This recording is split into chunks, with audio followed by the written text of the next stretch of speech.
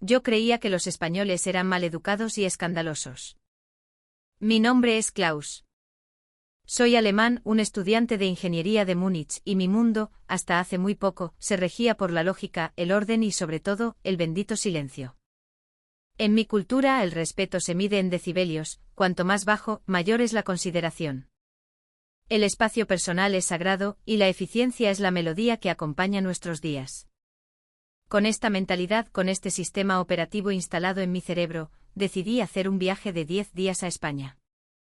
Necesitaba un descanso, un poco de sol, pero, siendo sincero, lo que más anhelaba era observar una cultura diferente desde la distancia segura de mi propia estructura.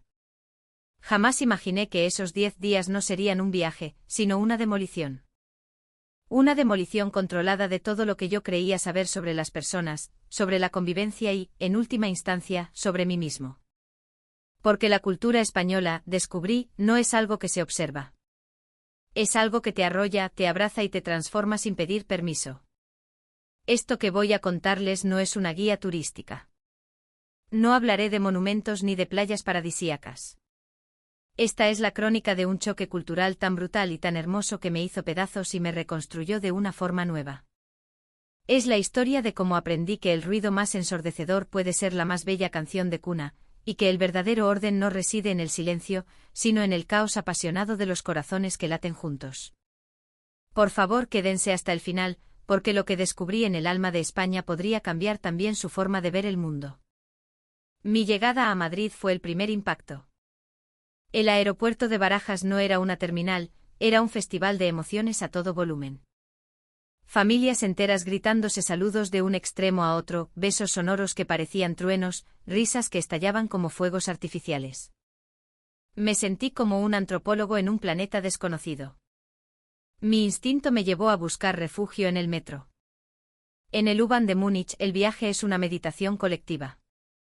El único sonido es el suave zumbido del tren y el anuncio robótico de las paradas. Esperaba algo similar. ¡Qué ingenuo!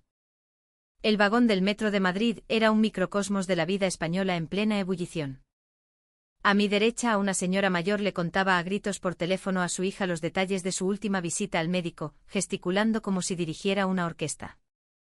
Frente a mí un grupo de jóvenes revivía la noche anterior con carcajadas que hacían vibrar el cristal.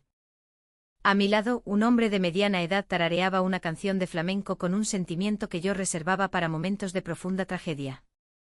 Saqué mis auriculares con cancelación de ruido, mi pequeño santuario de orden germánico, y me los puse con desesperación.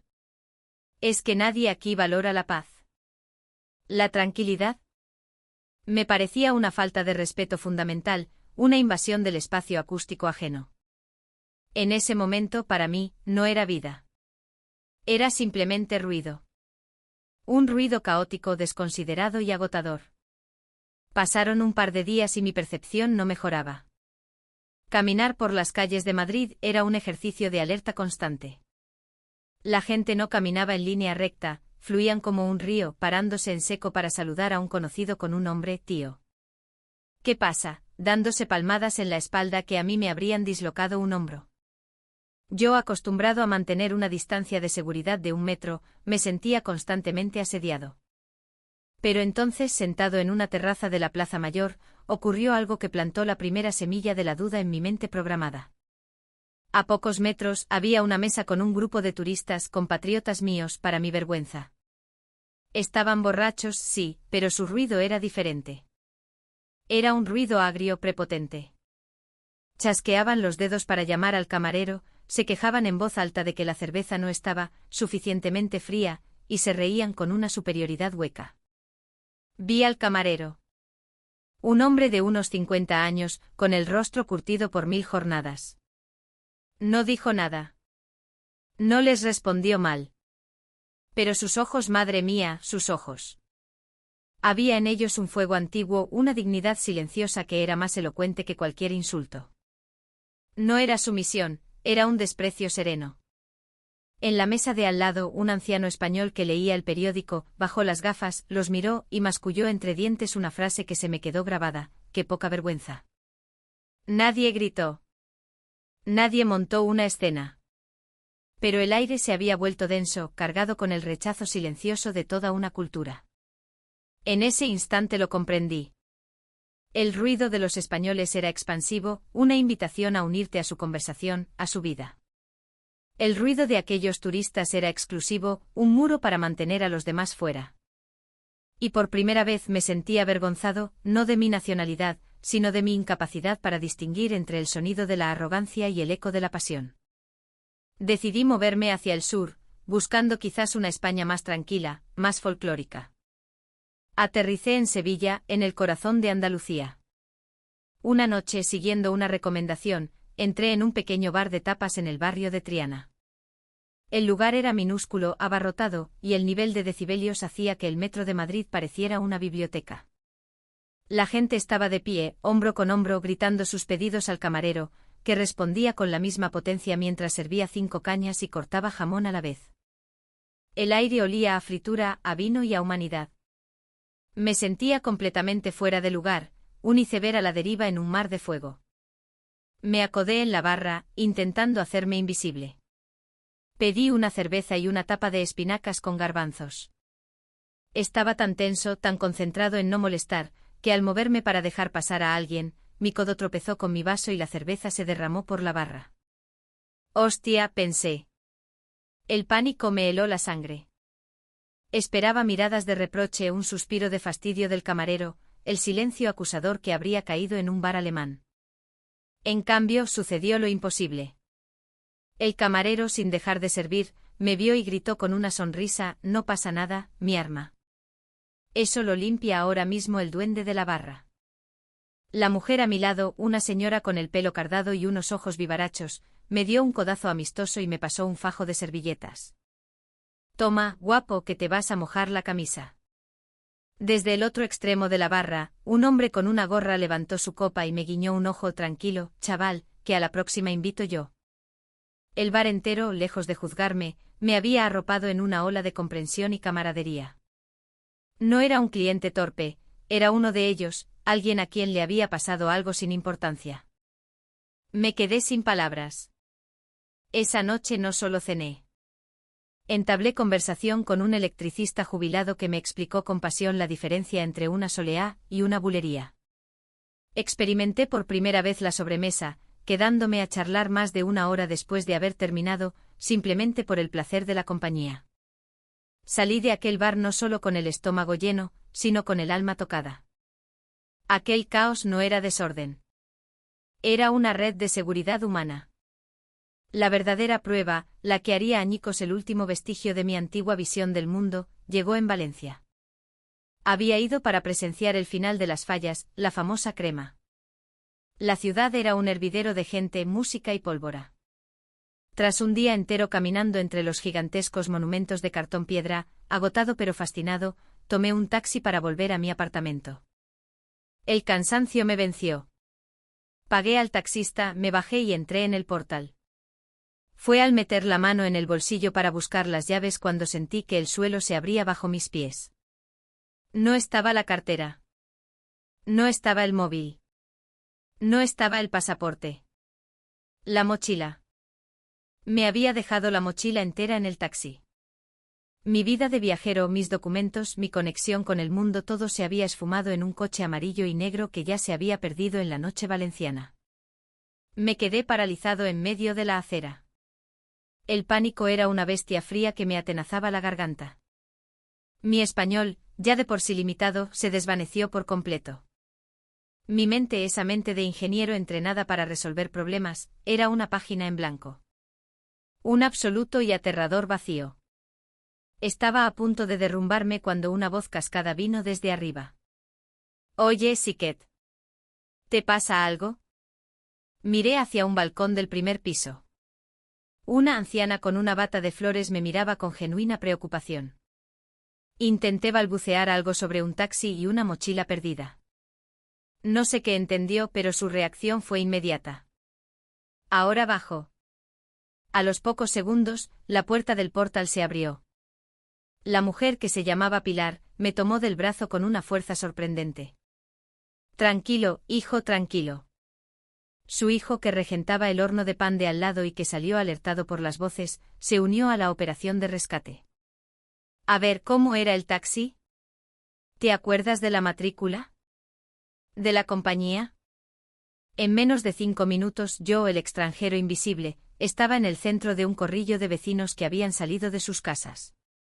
No eran curiosos, eran un equipo de emergencia improvisado. Alguien me trajo un vaso de agua.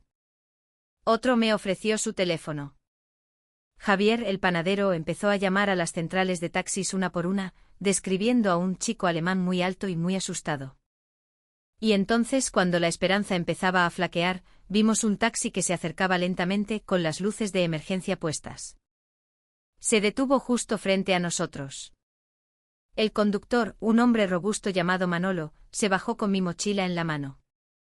Y no se limitó a devolvérmela. Se acercó a mí, me dio una colleja cariñosa pero firme y exclamó: «Pero bueno, chiquillo.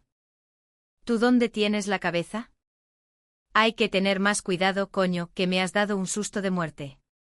Y justo después su rostro se suavizó, me puso una mano en el hombro y dijo: «Venga, que estás más blanco que la pared. Te invito a un café para que se te pase el tembleque». Me quedé de piedra. No solo me había devuelto mis pertenencias intactas, con todo el dinero y los documentos, sino que además me estaba riñendo como un padre y cuidando como un amigo. Fui con Manolo y Javier a la comisaría para notificar que todo estaba en orden. El sargento de guardia, al oír la historia, se rió, me dio una palmada en la espalda y sentenció: «Has tenido suerte, amigo. Y ya has visto cómo es la gente de esta tierra. Somos un poco brutos para hablar, pero tenemos el corazón grande. Bienvenido a España». En ese momento entendí el verdadero significado de la palabra hermanamiento. No era una política social. Era el instinto básico de un pueblo que se niega a dejar a nadie atrás. La noche siguiente era la crema. El apoteósico final de las fallas. Me sumergí en la multitud, una masa de cientos de miles de personas que llenaban las calles para ver arder los monumentos. En Alemania, una concentración así requeriría barreras, policía cada 2 metros, un plan de evacuación milimetrado. Aquí el único plan parecía ser la confianza mutua. Y funcionaba. Era un caos, sí, pero un caos con alma. Vi a un grupo de jóvenes abrir un pasillo para que una familia con un carrito de bebé pudiera pasar. Vi a gente compartiendo sus bocadillos y sus botellas de vino con los desconocidos que tenían al lado. En un momento dado, un niño pequeño se soltó de la mano de su madre y se perdió entre las piernas de la gente. Antes de que el pánico cundiera, varias personas formaron un círculo protector a su alrededor y empezaron a gritar al unísono: «Mario. La mamá de Mario». En menos de un minuto, el niño estaba de vuelta en los brazos de su madre. Me recorrió un escalofrío. Me dieron ganas de llorar. Piel de gallina. Aquello no era una multitud. Era una comunidad. Un organismo vivo y palpitante donde cada individuo era consciente de los demás. Y mientras las llamas de una falla gigantesca se elevaban hacia el cielo nocturno, purificando el aire con su calor, sentí que algo dentro de mí también estaba ardiendo. Eran mis prejuicios, mi rigidez, mi miedo a lo desconocido. Comprendí que el orden perfecto que yo tanto valoraba a menudo se consigue a costa del calor humano. Que el silencio que anhelaba podía ser, en realidad, el sonido de la soledad. La supuesta anarquía española era, en realidad, el orden más perfecto de todos, el orden del corazón. El día de mi regreso a Múnich, el aeropuerto de Valencia me pareció extrañamente silencioso. El vuelo de vuelta fue un shock. La gente subía al avión en un orden casi militar, sin mirarse, cada uno encerrado en su burbuja. Al aterrizar, la realidad alemana me golpeó con la fuerza de un muro de hormigón. El tren S-Bahn que me llevaba a casa era puntual, limpio y mortalmente silencioso. La gente leía sus libros o miraba sus teléfonos con una concentración sepulcral. Y por primera vez en mi vida, ese silencio no me pareció pacífico. Me pareció vacío. Desolador. Los días siguientes fueron una tortura. El cajero del supermercado que me atendía con una eficiencia robótica, sin un buenos días, que no sonara a obligación. El vecino que se apartaba en el ascensor para no rozarme. Todo lo que antes consideraba normal y correcto, ahora me parecía frío, distante e inhumano. Echaba de menos el ruido. Echaba de menos las palmadas en la espalda, las conversaciones a gritos, la calidez invasiva de los españoles. Echaba de menos sentirme parte de algo más grande que yo mismo. Hace unos días, un amigo al ver mis fotos, me preguntó, ¿y qué tal España? Supongo que un caos, ¿no? Todos gritando, todo desorganizado, un poco agobiante, ¿verdad? Lo miré y por primera vez supe exactamente qué responder. Y sonreí. Los españoles no gritan, le dije con una calma que me sorprendió a mí mismo. Viven en voz alta. No son desorganizados, su orden se basa en la humanidad, no en los horarios. Y no son maleducados. Son tan brutalmente honestos y cercanos que te obligan a quitarte la máscara. Te tratan como a uno de los suyos desde el primer segundo, te guste o no. Mi amigo me miró extrañado, como si estuviera hablando de un país diferente. Verás, continué, viajé a España buscando silencio y orden, y encontré algo mucho mejor, encontré vida en estado puro. Aprendí que el respeto no consiste en no molestar, sino en preocuparse de verdad. Que una colleja a tiempo puede ser la mayor muestra de cariño, y que la ayuda más sincera a menudo llega envuelta en una riña. El caos de España es, en realidad, la forma más hermosa de orden, el orden del corazón. Ahora entiendo. España no es un lugar para observar desde la barrera. Es un escenario al que te empujan para que participes. Su verdadera belleza no está en la Alhambra o en la Sagrada Familia. Está en el camarero que te llama campeón, en la vecina que te pregunta si has comido bien, en el desconocido que se desvía de su camino para ayudarte. Por eso, si alguna vez viajas a España, hazme un favor. No metas en la maleta solo ropa y una guía de viaje. Guarda espacio para lo más importante, un corazón abierto. Porque el ruido que crees que vas a oír no es ruido. Es el sonido de un país entero dándote la bienvenida a casa. Y ese sonido, te lo aseguro,